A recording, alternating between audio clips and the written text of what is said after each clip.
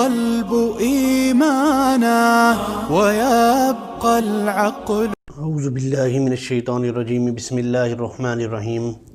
وَإِذَا قِيلَ لَهُمُ اتَّبِعُوا مَا أَنزَلَ اللَّهُ قَالُوا بَلْ نَتَّبِعُ مَا أَلْفَيْنَا عَلَيْهِ آبَاءَنَا أَوَلَوْ كَانَ آبَاؤُهُمْ لَا يَعْقِلُونَ شَيْئًا وَلَا يَهْتَدُونَ.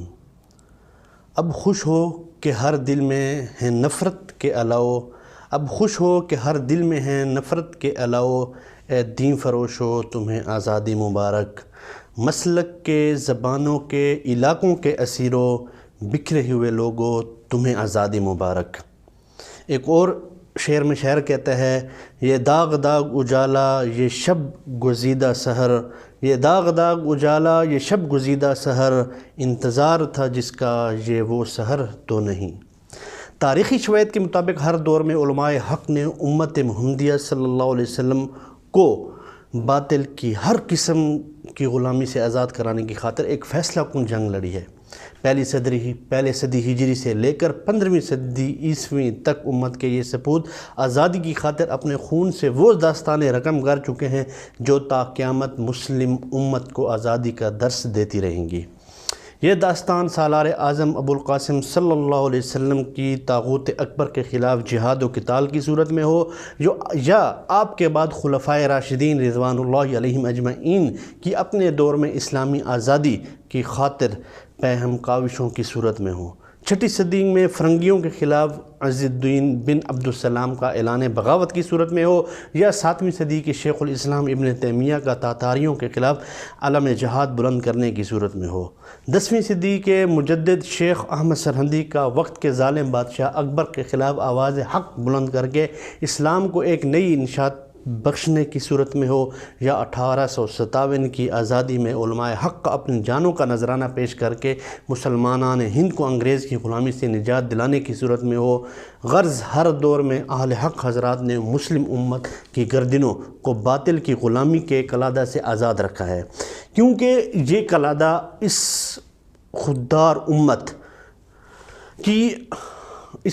امت کی راہ آزادی میں رکاوٹ کا سبب بنا رہا ہے.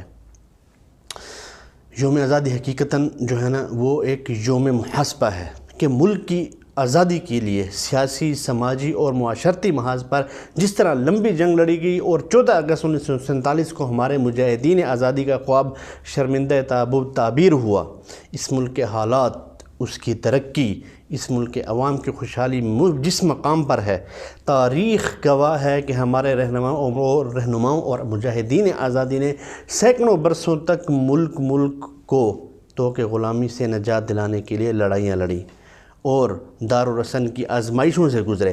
کبھی جلیانوالہ باغ میں گولیاں کھائیں، کبھی سینکڑوں کی تعداد میں وطن کی عظمت کے لیے علماء نے پھانسی کے پھندوں کو چوم لیا. انگریزوں نے حب الوطنی کی پاداش میں ملک کے مختلف گوشوں میں اتنے سارے لوگوں کے سینوں کو چھلنی کیا اور دار پر چڑھایا کہ ملک کے ہر شہر میں موجود شہید چوک آج بھی ملک کے لیے جان دینے والوں کی یاد دلاتے ہیں. آزادی کا دن اس لحاظ سے یوم احتساب بھی ہے کہ ہمارے مجاہدین آزادی نے اپنے ملک کے لیے آزادی کے جو خواب دیکھے تھے، جو تمنا کی تھی، وہ خواب، وہ تمنا، وہ آرزو کس حد تک پورے ہوئے.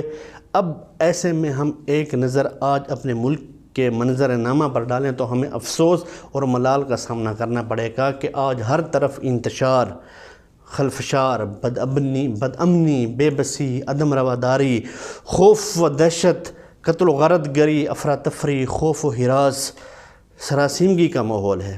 مذہب کے نام پر منافرت، فرقہ وارانہ تشدد عام ہو چکا ہے. بے گناہوں کو پکڑ کر زد و کوب کیا جاتا ہے، بلکہ بڑی بے رحمی اور حیوانیت کا مظاہرہ کرتے ہوئے قتل بھی کر دیا جاتا ہے.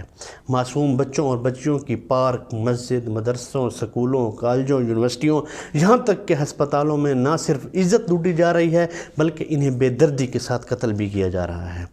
اور انتہا تو یہ ہے کہ ایسے قاتلوں اور زانیوں کی حمایت کرنے والے بھی اسی ملک کے نام نہاد محب وطن، جبکہ حقیقتاً دشمنان اسلام اور دشمنان پاکستان ہیں. مذہبی جنون نے ملک کے اندر اس قدر پاؤں پھیلائے ہیں کہ اتنی منافرت پھیلا دی ہے کہ ملک کے اندر برس سے جو محبت، اخوت، یکجہتی، دوستی، پیار، رواداری کی جڑوں کو رونتے ہوئے قتل و غارت گری کے سانحات دن بدن بڑھتے جا رہے ہیں۔ جن مسلمانوں نے آزادی ہند کے لیے انگریزوں سے سینکڑوں برسوں تک لڑائیاں لڑیں، آج ان سے وہ لوگ حب الوطنی کا ثبوت مانگتے نظر آ رہے ہیں جن کا ملک کی آزادی میں کوئی رول نہیں رہا، بلکہ انگریزوں کو معافی نامہ اور حمایت کے یقین دہانیاں کراتے رہے اور مجاہدین ہند کی مخبریاں اور قتل و غارت گری کرتے رہے۔ یہ وہ لوگ ہیں جو آج مسلمانوں کی داڑھیوں کو نوچ نوچ کر زبردستی پاکستان زندہ باد کہنے پر تو مجبور کرتے نظر آ رہے ہیں، مگر ان کی اپنی حب الوطنی صرف $1 کی مار ہے۔ جن لوگوں کا مذہب سے دور کا واسطہ نہیں، وہ لوگ سیکولرزم اور لبرلزم کے نام پر ملک کے اندر انتشار اور بدامنی تک کے مرتکب ہو رہے ہیں۔ ہمارا ملک اس وقت ایک عجیب مشکل حالت اور وقت سے گزر رہا ہے۔ اقتدار پر قابض رہنے کے لیے جیسے جیسے حالات پیدا کیے جا رہے ہیں، ویسے ویسے ملک کی اقتصادی، معاشی، سماجی، سیاسی، معاشرتی، تہذیبی صورتحال بد سے بدتر ہوتی جا رہی ہے، مگر اس کے باوجود ہم اس قدر زندہ دل قوم ہیں کہ ہم نے ہمیشہ کی طرح جشن آزادی کو انتہائی جوش و خروش کے ساتھ منایا، اور ہمیشہ کی طرح اس بار بھی ملک کی اور کئی غیر ملکی ریکارڈ بھی اس پر توڑ دیے۔ عجیب المیہ یہ ہے کہ یہ کیسی آزادی اور کون سی آزادی ہے؟ کیا باجے بجا کر ہلڑ بازی کرنے کا نام آزادی ہے؟ کبھی سوچا کہ امریکہ کے ڈرون حملوں سے لے کر ایبٹ آباد حملہ تک، کشمیر میں انڈیا کی دراندازی سے لے کر ایران کی پاکستانی علاقوں میں بدماشی تک، کیا ہماری آزادی کے نعروں کو کھوکھلا نہیں کر رہی؟ انگریز جس سے ہم نے آزادی حاصل کی تھی، آج اسی کا قانون اور اسی کے ذہنی غلام ہم پر مسلط ہیں۔ اسی کی رضامندی اور خوشنودی ہمارا سب سے بڑا مقصد ہے۔ کبھی ہم سبز ہلالی پرچم کے سائے تلے ایک تھے، پھر پنجابی، پٹھان، سندھی اور بلوچ ہو گئے، اب تو پٹوہاری، سرائکی، ہزاروی اور نہ جانے کیا کیا بن گئے ہیں۔ وہ نسبتیں جو اللہ تعالیٰ نے صرف باہمی تعارف کے لیے بنائی تھی، اب وہ ہماری باہمی لڑائی جھگڑوں کا ذریعہ بن چکی ہیں۔ ہم آزاد ہیں تو اس معنی میں کہ وطن عزیز میں سڑک پر کھڑا پولیس والا رشوت لینے میں آزاد ہے، عوام ہر قسمی 2 نمبر کام کرانے کے لیے آزاد ہے، سیاستدان وعدے کرنے میں آزاد ہیں مگر ساتھ میں وعدے نہ نبھانے میں بھی آزاد ہیں، اپنی مرضی کی تعلیم نہ صحیح لیکن اپنی مرضی کی جعلی ڈگریاں بنوانے میں آزاد ہیں، ٹریفک سگنل توڑنے سے لے کر ملک کا آئین تک توڑنے میں ہم سے زیادہ آزاد کون ہو سکتا ہے؟ ہم نے تو آزادی کے تمام ورلڈ ریکارڈ ہی توڑ دیے ہیں۔ بجلی کو چوری کرنے میں آزاد، سرکاری بینکوں سے بھاری قرضے لینے پھر ان کو معاف کرانے میں آزاد، ایک دوسرے کا حق مارنے میں آزاد۔ ہم بظاہر ایک آزاد ملک کے آزاد انسان ہیں، مگر ہماری گردنوں میں غلامی کی بیرونی اور داخلی زنجیریں بندھی ہوئی ہیں۔ حقیقی آزادی سے ہم اب بھی کوسوں دور ہیں۔ ہر ذی شعور پاکستانی یہ جانتا ہے کہ قیام پاکستان کا کیا مقصد تھا اور 2 قومی نظریہ اور نظریہ پاکستان کیا تھا۔ قیام پاکستان کے درمیان لگنے والے پاکستان کا مطلب کیا، لا الہ الا اللہ کے اس نعرے نے اس بحث کو بالکل واضح کر دیا ہے۔ ابھی تو الحمدللہ ہم میں وہ لوگ باقی ہیں جن کے سامنے یہ وطن عزیز معرض وجود میں آیا تھا، وہ بتا سکتے ہیں کہ اس وقت مسلمانوں کی حالت کیا تھی اور کیا جذبات تھے جن کی بنیاد پر خون کی ندیاں عبور کر کے اس ملک کو حاصل کیا گیا۔ جس بنیادی مقصد کا بار بار اعلان کیا جاتا تھا کہ علیحدہ وطن اس لیے ضروری ہے کہ مسلمان ایک جدا قوم اور ملت ہیں، اس کا رہن سہن، معاملات، مذہب ہندوؤں اور سکھوں سے جدا ہے۔ علیحدہ وطن اس لیے ضروری ہے تاکہ مسلمان اپنے دین و مذہب کے مطابق اپنے قوانین وضع کر کے زندگی گزار سکیں۔ وطن کے حصول کے بعد ہمارے حکمرانوں اور حکومتوں نے کیا کیا؟ اپنے وعدوں کو کہاں تک پورا کیا؟ یہاں کون کون سے اسلامی قوانین جاری ہوئے؟ کفر و الحاد کو کہاں تک ختم کیا گیا؟ اسلامی معاشرت قائم کرنے کے لیے کیا کیا اقدامات کیے گئے؟ کون سی نعمت تھی جو اللہ تبارک و تعالیٰ نے ہم نے نہ دی ہو؟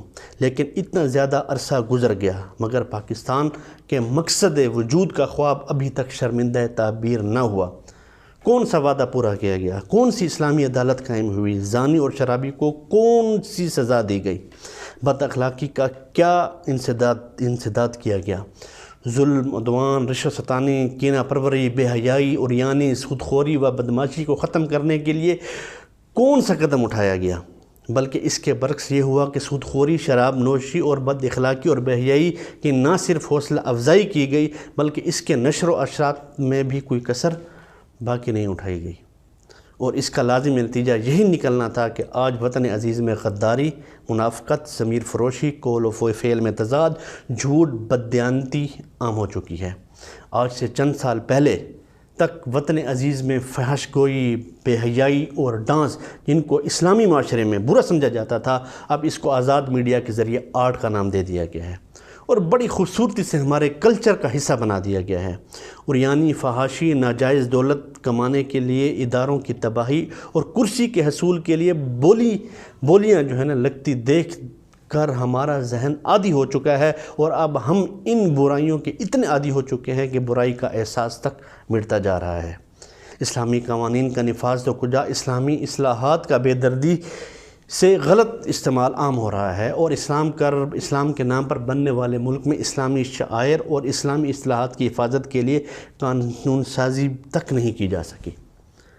تیرا وجود سراپا تجلی افرنگ کہ تو وہاں کے عمارت گروں کی ہے تعمیر، مگر یہ پیکر خاکی خودی سے ہے خالی فقط، نیام ہے تو زرنگار و بے شمشیر۔ اور پھر ان سب کا نتیجہ جو نکلنا تھا وہی ہوا۔ گناہوں کی کثرت اور خدا فراموشی کی لعنت کی وجہ سے ہمیں شر و فساد، اختلاف و انتشار ہو، اسی طرح شور شربہ، گرانی اور قحط میں ہمیں مبتلا کر دیا گیا۔ امن و امان ختم ہو گیا، کسی کی نہ جان محفوظ، نہ کسی کا مال محفوظ، نہ کسی کی آبرو محفوظ۔ حکمرانوں کی عزت و احترام کا جذبہ رعایا کے دلوں میں نکل گیا۔ آخر یہ سب کچھ کیوں ہوا اور کس لیے ہوا؟ جواب صاف اور واضح ہے کہ ہم نے نفاق سے کام لیا، اسلام سے روگردانی کی اور رسول اللہ صلی اللہ علیہ وسلم سے بے وفائی کی، اور خدا تعالیٰ کو دھوکہ دیا، قول و فعل اور عمل کے تضاد کو شعار بنایا اور منافقانہ زندگی کو اختیار کیا۔ آخر حق تعالیٰ کے قانون عدل کا ظہور پھر شروع ہو گیا۔ قرآن کریم حق تعالیٰ کے اس قانون عدل کا صاف صاف اعلان کرتا ہے کہ جب حق تعالیٰ کی نعمتوں کی ناشکری کی جائے اور خداوند تعالیٰ کی توہین کی جائے تو اس کا انجام یہی ہوتا ہے کہ وہ نعمتیں ان سے چھین لی جاتی ہیں اور ان کے بدلے میں عذاب شدید اس قوم پر مسلط کر دیا جاتا ہے۔ آج قرآن کی اس آیت وَمَثَلُ الَّذِينَ كَفَرُوا كَمَثَلِ الَّذِي يَنْعِقُ بِمَا لَا يَسْمَعُ إِلَّا دُعَاءً وَنِدَاءً ثُمٌّ بُكْمٌ عُمْيٌ فَهُمْ لَا يَعْقِلُونَ کا مصداق ٹھہراتے ہوئے قوم کی اکثریت جشن آزادی میں مگن ہے، مگر حقیقی آزادی جس کے بارے میں اللہ تعالیٰ فرماتا ہے وَلَقَدْ بَعَثْنَا فِي كُلِّ أُمَّةٍ رَسُولًا أَنِ اعْبُدُوا اللَّهَ وَاجْتَنِبُوا الطَّاغُوتَ، یعنی مسلمانوں کی حقیقی آزادی کفر و طاغوت سے بیزاری اختیار کر کے ایک اللہ کی غلامی میں آنے میں ہے۔ یہ قوم اس سے کوسوں دور ہے کہ حقیقی آزادی میں جان پر کھیل کر دفاع دین و ملت میں مضمر ہے۔ ہمارے تمام مسائل کا حل صرف اور صرف اس حقیقت کو قبول کر لینے میں ہے کہ یہ وطن عزیز ہم نے اسلام کے نام پر حاصل کیا تھا اور اسلامی احکام کا نفاذ ہی اسے تمام مسائل سے نکال سکتا ہے۔ اب یہ ہم پر ہے کہ ہم ان مسائل کے حل میں کتنے سنجیدہ ہیں۔ جتنا جلدی ہم نفاذ اسلام کی طرف آئیں گے اتنا جلدی ہمارے مسائل حل ہوتے جائیں گے اور اس وقت ہمیں آزادی کا جشن منانے کا بھی حق حاصل ہوگا۔ لیکن ان سب باتوں کے باوجود ہمیں نعمت خدا داد پاکستان کی قدر کرنی ہے۔ پاکستان بنانے کے مقصد کو سمجھنا ہے کہ پاکستان اسلام اور کلمہ لا الہ الا اللہ کی بنیاد پر حاصل کیا گیا تھا، جو ایک خالص اسلامی ریاست ہو جہاں اسلام کا غلبہ ہو، جہاں انفرادی زندگی سے لے کر اجتماعی زندگی تک ہر شعبے اور طبقے میں اسلامی احکام و تعلیمات اور قوانین کا بول بالا ہو، جہاں سود، کرپشن، حرام خوری، خیانت، ظلم و ستم، جھوٹ، دھوکہ، مکر و فریب اور بے حیائی سمیت ہر قسم کے انفرادی اور اجتماعی گناہوں اور جرائم سے نفرت اور بیزاری کی فضا قائم ہو۔ یہ نعمت پاکستان کے حصول کا مبارک مقصد تھا۔ مقصد کے بارے میں اپنی کوتاہیوں پر نظر کرنا ہوگی کہ ہم اپنی انفرادی اور اجتماعی زندگی میں دین اسلام کی تعلیمات پر کس حد تک عمل پیرا ہیں۔ ہم ملک میں اسلامی تعلیمات اور قوانین کی بالادستی کے لیے کس قدر سنجیدہ اور فکر مند ہیں اور اس کے لیے پارلیمنٹ میں کتنی کوششیں کی جا رہی ہیں۔ ہم اس نعمت پاکستان کی نظریاتی اور جغرافیائی سرحدوں کے تحفظ اور سلامتی کے لیے کتنا کردار ادا کر رہے ہیں۔